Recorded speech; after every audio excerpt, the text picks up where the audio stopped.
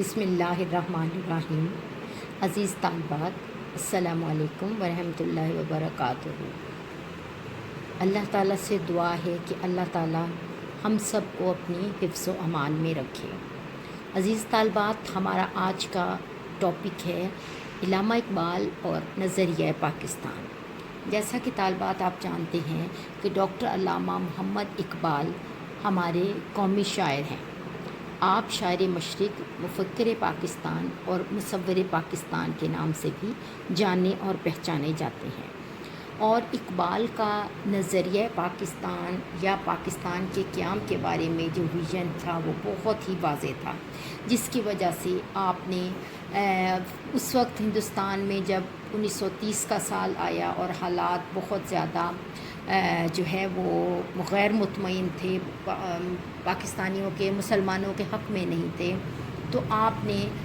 انگریز کی طرف سے گول میز کانفرنس بلانے پر بھی آپ پہلی گول میز کانفرنس میں نہ گئے، اور جس کی وجہ انہوں نے اپنی کوئی ذاتی مجبوری بتائی۔ لیکن تاریخ جانتی ہے کہ وہ ذاتی مجبوری یہ تھی کہ آپ مناسب وقت کی تلاش میں تھے، کہ جیسے ہی آپ کو مناسب وقت ملے تو آپ ہندوستان کے مسلمانوں کو وہ منزل دکھائیں، وہ راستہ بتائیں کہ جس پر چل کے وہ اپنے لیے اپنا آزاد خود مختار وطن حاصل کر سکتے ہیں، اور جہاں وہ عزت و آبرو کے ساتھ قرآن و سنت کے مطابق اپنی زندگی عزت و آبرو سے بسر کر سکتے ہیں۔ چنانچہ اقبال محسوس کر رہے تھے کہ ایک نہ ایک دن انگریز کو بر صغیر خالی کرنا ہی پڑے گا، اور اس لیے مسلمانوں کو الگ وطن کے لیے ذہنی طور پر تیار کیا جائے۔ چنانچہ 1930 میں مسلم لیگ کے سالانہ جلسہ منعقدہ الہ آباد میں اقبال نے اپنے صدارتی خطبے میں مسلمانوں کے لیے علیحدہ وطن کے قیام کا مطالبہ کیا۔ آپ نے نہایت مؤثر انداز میں اسلام کی حقانیت، دو قومی نظریے اور مسلمانوں کے لیے الگ وطن جیسے معاملات پر اپنے صدارتی خطبے میں بڑے دلائل اور مؤثر انداز میں روشنی ڈالی۔ آپ کا یہ خطاب مسلمانوں کی تحریک آزادی اور قومی تاریخ میں سنگ میل کی حیثیت رکھتا ہے۔ یہی وجہ ہے کہ آپ کو تصور پاکستان کا خالق کہا جاتا ہے۔ متحدہ قومیت کے علمبردار یعنی انگریز اور ہندو یہ نعرہ لگا رہے تھے کہ قومیں اوطان یعنی وطن سے بنتی ہیں۔ اس کے مقابلے میں اقبال نے قوم کے بننے کے لیے نظریات کو بنیاد قرار دیا، اور علامہ اقبال رنگ و نسل اور زبان اور وطن کی بنیاد پر قائم ہونے والی قوم کو انسانیت کے لیے ستم قاتل تصور کرتے تھے، یعنی بہت زیادہ مہلک تصور کرتے تھے یا بہت زیادہ برا خیال کرتے تھے، اور اسے آزادی، مساوات اور اخوت قائم کرنے میں سب سے بڑی رکاوٹ سمجھتے ہیں، کیونکہ اس پاکستان کا قیام یا الگ وطن کا قیام یہ اسلام کا تقاضا یا اسلام کا مطالبہ تھا۔ کسی بھی انسان کی پرسنل کوشش سے یہ کام نہیں ہو سکتا جب تک کہ اللہ کی رحمت اور اس کی تائید و حمایت شامل نہ ہو، اور اسلام جو اخوت، رواداری، عدل و انصاف، بھائی چارہ کا پیغام دیتا ہے، اس کی بنیاد ہی جو ہے وہ تقویٰ ہے، اس کی بنیاد ہی اسلام ہے، اور اس کی بنیاد اس بات پہ ہے کہ اللہ کی حاکمیت اعلیٰ کو تسلیم کیا جائے۔ چنانچہ اقبال ملت کے لیے زبان و وطن کی حد بندیاں اور رنگ و نسل کے تعصبات کے بتوں کو توڑنا ضروری خیال کرتے تھے، تاکہ اسلام پر مسلم قوم کی بنیاد مستحکم ہو۔ اقبال کا یہ ماننا تھا کہ اسلام ایک زندہ قوت ہے۔ اقبال نے خطبہ الہ آباد میں ارشاد فرمایا کہ جس شخص کو آپ نے آل انڈیا مسلم لیگ کی صدارت کا شرف بخشا ہے، وہ اب بھی اسلام کو ایک زندہ قوت سمجھتا ہے، اور یہی قوت رنگ و خوں اور زبان و وطن کے بتوں کو پاش پاش کر سکتی ہے۔ اسلام فرد اور ریاست دونوں کے لیے اہم کردار ادا کرتا ہے، یعنی اسلام میں کوئی ذات پات نہیں، کوئی اونچ نیچ نہیں، اسلام میں سب برابر ہیں، اور اگر بڑائی کا معیار ہے تو وہ تقویٰ ہے۔ اقبال نے نہایت واضح انداز میں بتایا کہ اسلام ہی ہے جس نے ہر مشکل اور آڑے وقت میں مسلمانوں کو متحد اور بہترین انداز میں منظم رکھا، اور اس طرح سے اسلام فرد اور ریاست کے لیے اہم کردار ادا کرتا ہے۔ پھر آگے چل کر آپ نے فرمایا کہ اسلام ایک مکمل ضابطہ حیات ہے۔ اقبال نے اپنے خطبے میں اس بات پر زور دیا کہ اسلام ایک مکمل دستور حیات ہے، ایک نظام ہے، اور یہی وہ بات ہے کہ اسے اگر ہم پالیں تو مستقبل میں ہندوستان کی نمایاں تہذیب کے علمبردار بن سکتے ہیں۔ یعنی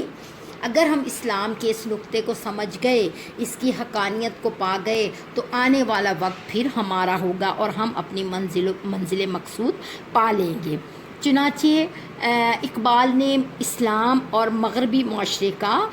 کمپیریزن کیا۔ مغرب میں مذہب کو فرد کا ذاتی معاملہ قرار دیا جاتا ہے اور وہاں مذہب چند رسومات، عقائد تک محدود ہو کے رہ گیا ہے، لیکن اسلام کا تصور ایسا نہیں ہے، بلکہ اس میں انسان نہ تو روح اور مادہ میں بٹتا ہے اور نہ ہی اللہ، کائنات، روح، مادہ اور دین دنیا کی تفریق موجود ہے۔ اقبال کا ماننا تھا کہ میرا یقین ہے کہ فرد کی زندگی میں مذہب کو بہت اہمیت حاصل ہے اور اسلام ایک تقدیر ہے اور وہ کسی تقدیر کے تابع نہیں۔ یعنی اقبال چونکہ بہت زیادہ قابل انسان تھے اور بہت زیادہ چونکہ تعلیم یافتہ تھے، تو وہ نارمل بات کو بھی اپنے انداز میں یعنی اپنے قابلیت کے مطابق بات کرتے تھے، لیکن ہم جب استاد پڑھ کے تو بچوں کو سمجھاتا ہے تو یعنی اس کا لب لباب یہ بنتا ہے کہ اقبال کا یہ کہنا تھا کہ اسلام جو ہے وہ ایک مکمل ضابطہ ہے، زندگی گزارنے کا راستہ ہے، طریقہ ہے، اور ہمیں اس کو مکمل طور پر اڈاپٹ کرنا ہے، اس کی جزیات میں چھوٹی چھوٹی چیزوں میں اڈاپٹ اس کو کرنا ہے، نہ کہ یہ کہ دو چار چیزیں لیں اور پکڑ لیں۔ چونکہ اسلام ایک سسٹم ہے اور اس سسٹم میں ہمارے لیے رہنمائی ہے، دین فطرت ہے، دین خیر خواہی ہے، تو اس لیے ہمیں اس کی باتوں کو گہرائی میں دیکھنا ہے اور جاننا ہے۔ اقبال نے آگے چل کر مزید مسلمانان ہند کو یہ بتایا کہ اسلام وسیلہ ظفر ہے اور اسلام ہی برصغیر میں مسلمانوں کو تباہی و ہلاکت سے بچا سکتا ہے۔ برصغیر میں مسلمان ہمیشہ اقلیت میں رہے ہیں، لیکن اسلام نے ان کو الگ تشخص دیا جس کے بلبوتے پر انہوں نے جداگانہ حیثیت کو قائم رکھا۔ اقبال فرماتے ہیں کہ ایک سبق جو میں نے اسلامی تاریخ سے سیکھا ہے وہ یہ ہے کہ مسلمانوں نے اسلام کی حفاظت نہیں کی، بلکہ اسلام نے ہمیشہ مسلمانوں کو بچایا۔ وجہ کیا؟ کہ ہم کنواں پیاسے کے پاس جاتا ہے، پیاسا کنویں کے پاس نہیں جاتا۔ یعنی مسلمانوں نے جب اسلام کی طرف بڑھے تو اسلام نے ان کو گائیڈ لائن دی، کیونکہ اللہ نے یہ پورا ضابطہ بنی نوع انسانیت کے لیے اتارا ہے۔ اب اس میں یہ واضح دعوت موجود ہے کہ کون ہے جو اس پر غور و فکر کرے۔ تو اللہ کی رحمت سے جنہوں نے اس کلمے کو پڑھ لیا اور اس دعوت پر غور کر لیا، وہ نجات پا گئے، وہ فلاح پا گئے۔ اور اس طرح سے اقبال نے مسلمانان ہند کو اس کے بارے میں نہایت تفصیل سے بتایا۔ اقبال نے اپنے دعوے کے ساتھ یا اپنے تجربے کی بنیاد پر کہا کہ اسلام میں دین اور دنیا کی کوئی تفریق نہیں ہے، اور نہ ہی اقبال نے یہ کہا کہ مذہب کوئی ذاتی معاملہ ہے۔ آپ نے کہا کہ مذہب اجتماعی قوموں کی زندگی میں اجتماعیت کی حیثیت رکھتا ہے، اور دین سے بیزار سیاست جو ہے اس کا کوئی وجود نہیں، کیونکہ اسلام میں ہر چیز منسلک ہے، سیاست، ریاست، دین، دنیا، ہر چیز باہم مکس اپ ہے۔ یہ نہیں ہم کر سکتے کہ دین کو نکال دیں یا مذہب کو نکال دیں یا ہم سیاست کو نکال دیں۔ ہمیں ہمارے نبی صلی اللہ علیہ وآلہ وسلم نے اپنی ذات مبارکہ میں خود تمام چیزوں کو ثابت کر کے بتایا، جیسے مدینہ کی ریاست قائم کی، وہاں سیاست، حکومت بنی، سب کچھ کیا، اور کس وجہ سے اللہ نے یہ پریکٹس اس وجہ سے کرائی کہ آنے والی نسلوں کے لیے، آنے والی امت کے لیے یہ ایک جو ہے وہ مستند جو ہے وہ حیثیت ہو، ان کو پتہ ہو کہ یہ سب چیزیں کس طرح کریں گے تو سنت کا درجہ پائیں گے۔ اقبال نے مزید بتایا کہ اللہ پاک نے بنی نوع انسان کی رہنمائی کے لیے اپنی چوتھی الہامی کتاب قرآن مجید کو نازل کیا. اور قرآن مجید کیا ہے؟ قرآن مجید اللہ تعالیٰ خود کلام کرتا ہے انسان کے ساتھ، اور غور اس کلام کے اندر یہ خاص طور پر ہدایت دیتا ہے کہ کوئی ہے جو اس پر غور کرے. مقصد کیا ہے کہ جو بھی اس پر غور کرے گا، جس کے دل میں بھی رائے برابر بھی اللہ کا خوف، ڈر یا اس سے محبت ہوگی، تو اللہ کسی نہ کسی طریقے سے اس کو ہدایت اور رہنمائی ضرور فراہم کرتا ہے. چنانچہ اقبال نے یہ کہا کہ قرآن میں پائی جانے والی جو تعلیمات ہیں وہ ابدی ہیں. ابدی مین کہ ازل سے ہے اور ابد تک رہیں گی، جب تک یہ دنیا قائم ہے. لہٰذا ان میں سیکھو. ہمارا مقصد صرف عربی پڑھنا نہیں بلکہ اللہ نے اس کتاب کو اتارنے کا جو مقصد بیان کیا ہے، یعنی دین کی فلاح کا، انسان کی فلاح کا راستہ جو اللہ نے انسان کو اس کتاب میں بتایا ہے کہ ان باتوں پر عمل کرو گے تو فلاح پاؤ گے. اور پچھلی قوموں کے تجربے سے بتایا کہ انہوں نے یہ کیا تو تباہ و برباد ہوئے. اے انسان تو ان باتوں سے بچ، یعنی نبی پاک صلی اللہ علیہ وسلم کی امت کو مخاطب کیا اور آپ صلی اللہ علیہ وسلم کو مخاطب کیا. اور اللہ پاک نے اس کلام کو آپ پر وحی کے ذریعے نازل فرمانے کا مقصد یہ تھا کہ آپ یہ پوری انسانیت کو یہ پیغام دیں، اور جس تک دل کی گہرائی سے یہ پیغام پہنچے گا اور وہ یقیناً نجات پا جائے گا.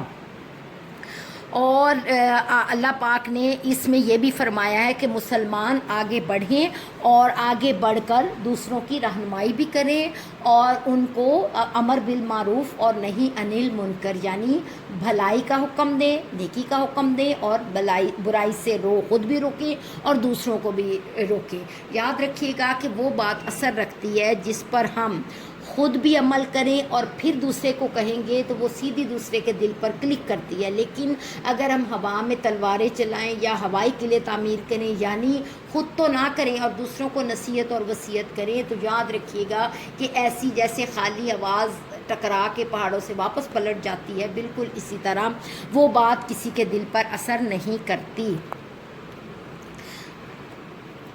پھر اقبال نے اتحاد عالم اسلامی پر بہت زور دیا، اور اقبال نے فرمایا رنگ، نسل، زبان، وطن پر قائم کی گئی قومیت کی ہمیشہ جو ہے وہ ناکامی ہوتی ہے. اس کے برعکس نظریہ ودنیت جو ہے، وطنیت یعنی وطن کی بنیاد پر قائم ہونے والا نظریہ، اور اس کی بنیاد پر جو قومیت، جیسے لوگ اس طرح قائم کر لیتے ہیں نا کہ ہم اکٹھے رہ رہے ہیں صدیوں سے، تو چلو ہماری قومیت بھی ایک ہو گئی اور ہمارا نظریہ بھی ایک ہو گیا. لیکن جہاں تک مسلمانوں کو اور اسلام کا تعلق ہے تو اسلام نہ تو کسی غیر مذہب میں جذب ہو سکتا ہے اور نہ ہی غیر مذہب کی باتیں اسلام میں آ سکتی ہیں. اسلام پورے کا پورا اللہ نے ایک سسٹم کے تحت نازل فرمایا ہے، اور اس میں انسان کے لیے بھلائی اور بہت زیادہ بہتری ہے.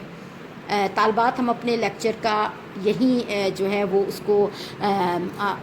اس کو یہیں روکتی ہوں، اس لیے کہ باقی کنٹینیو یہیں سے کریں گے کہ اقبال نے خطبہ الہ آباد میں ایکچولی وہ کیا بات پہنچانا چاہتے تھے، اور اس طریقے سے اقبال کے ہم ان تعلیمات کے بعد پھر ہم جائزہ لیں گے کہ خطبہ الہ آباد کی بنیاد پر ہمیں کس طرح محسوس ہوا کہ ہمیں الگ وطن کے حصول میں بہت زیادہ بہتری محسوس ہوئی ہے. انشاءاللہ تعالی ہمارا کل کا لیکچر اسی ٹاپک پر یہیں سے شروع، اور میں امید کروں گی کہ طالبات اپنا ساتھ کا ساتھ یہ کام کرتی بھی رہیں گی. اس کو دوبارہ ریوائز کیا کرو، اس کو پڑھا کرو، اس کو ذہن نشین کرو، اور اگر آپ کو سہولت لگے تو اس کو اپنے جو ہے ایک دستہ بناؤ، اپنا ایک رجسٹر بناؤ، اس میں ٹاپک کے حساب سے نوٹ کرتے رہو. انشاءاللہ جب حالات بہتر ہوں گے، ہم دوبارہ ملیں گے، تو پھر آپ کے پاس کچھ چیزیں ریکارڈ میں ہوں گی، تو آپ جو ہے وہ بک کا اور پلس میرا لیکچر جب مکس کرو گے تو آپ کے لیے بہت بہتری ہوگی. اللہ حافظ.